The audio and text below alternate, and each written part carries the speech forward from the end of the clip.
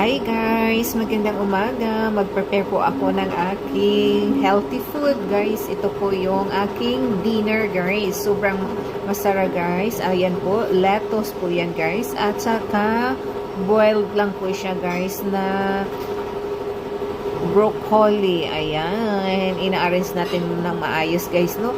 Kasi mas masarap kasi na may mga decoration din yung mga pagkain natin. Ayan. Tapos ito naman guys is a grilled fish fillet. Ayan. Sobrang sarap. I love it. Ganon ako magkain guys. May decoration ang aking mga pagkain. Charot. Diba? Okay kayo guys kung magkain tayo na ganon. Diba? Sarap kaayo. Okay. Tapos may red onion din ako nilalagay at saka boiled egg din yan. Sarap. Masarap talaga. Super sarap at healthy talaga. Diba? Nagluto ako ng 2 itlog na boiled egg. Diba? Saan pa kayo makakuha ng ganon? Sobra. Okay. Ayan, pakita ko sa'yo. Diba? 2 boiled egg at saka 2 piece of fish fillet grill. Ayan. Ay, sarap, oy. Super healthy talaga, guys. Diba? Healthy talaga.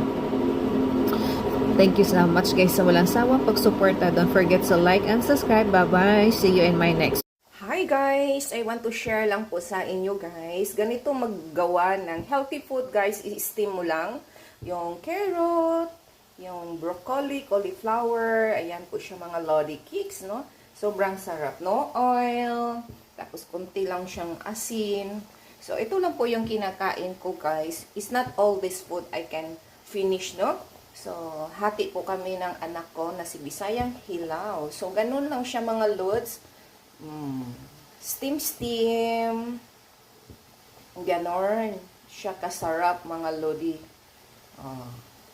Diba? Ang sarap.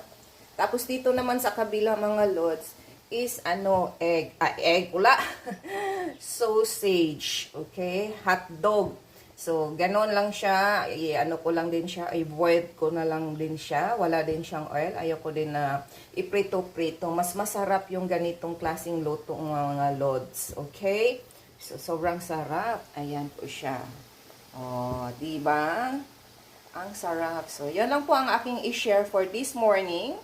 Steam fish. Ayan. Thank you for watching and see you in my next vlog po mga lods.